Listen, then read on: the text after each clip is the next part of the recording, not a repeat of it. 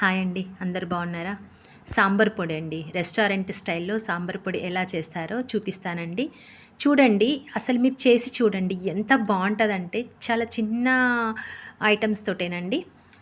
ఒక గ్లాసు జీలకర్ర అండి,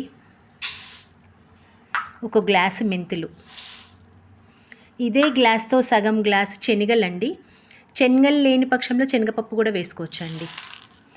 సగం మక్కలండి, సగం గ్లాసు బియ్యం అండి. ఓకేనా? ఇప్పుడు ఈ 5 వస్తువులను మనము కలుపుకొని ఇలా పెట్టేసుకొని కొంచెం వేయించుకోవాలండి. మంచిగా దోరగా ఇప్పుడు నేను అవన్నీ వేయించి పెట్టానండి, ఎందుకంటే చిన్న వీడియో కదా. ఇవన్నీ మంచిగా దోరగా వేయించేసి ఇప్పుడు మిక్సీ పట్టేసుకోవాలండి. మిక్సీ పట్టేసానండి, చూడండి ఎలా మెత్తగా అయిపోయిందో చూడండి. ఇది సాంబార్లో వేసుకోవచ్చండి.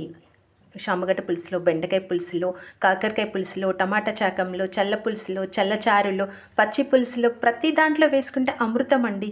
మీరే చెప్తారండి నాకు. Okay, thank you.